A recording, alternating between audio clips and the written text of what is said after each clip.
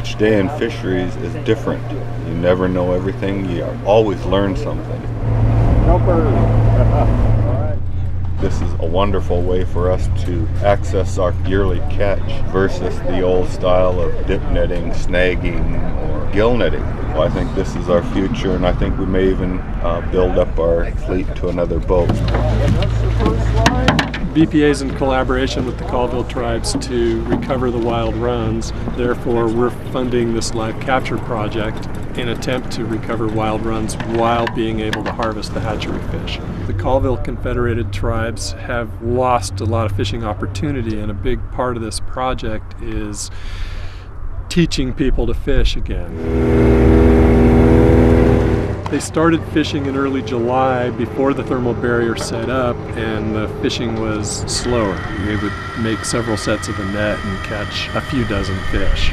Whereas now, with this thermal barrier set up, you can get several hundred fish in one set of the net, sometimes over 1,000. This purse seine can harvest the fish here because they're concentrated in one location. The fish want to go up the Okanagan toward their spawning grounds, but the water's too warm. So they'll mill around at the mouth of the Okanagan, and when the water gets below about 70 degrees Fahrenheit, the fish will move. Above that, they won't. They'll stay down here where it's several degrees cooler in the Columbia. This isn't something that would work everywhere on the river. Oh, that's cool. It dries up that bad. Wild release!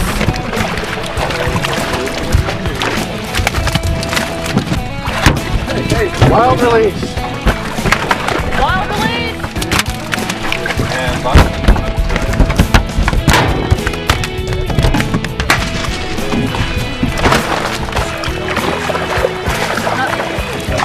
Wild release! When the fish are captured in the purse seine, the mesh size is such that they don't get hung up in it, fins and teeth. They just continually swim while fish are getting netted out for harvest, or the wild fish getting pulled out for release. Wild release! They're stressed, but they aren't in there for very long.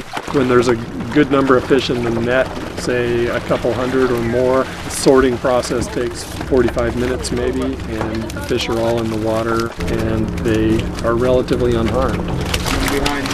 Wild release! We're releasing the wild origin fish so they can go spawn, and the hatchery origin we're keeping to go out for our tribe.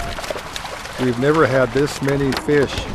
We average maybe 300 to 400 sockeye and about 60 to 80 snook per delivery. Wild release! In my opinion, this is the way to harvest salmon. We have to sort through all of those fish. We don't want to pull a wild fish on board because that's very stressful. Wild release!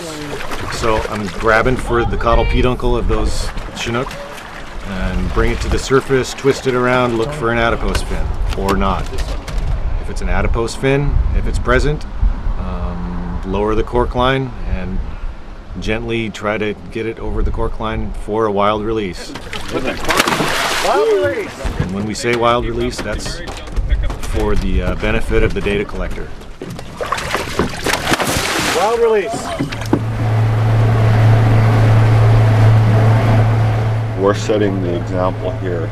We're at the end of the line of these salmon, and we want to make sure those wild ones get loose. We've had less than 1% fatalities over the past several years in our purse seine fishery, which shows us that it is successful and worth doing.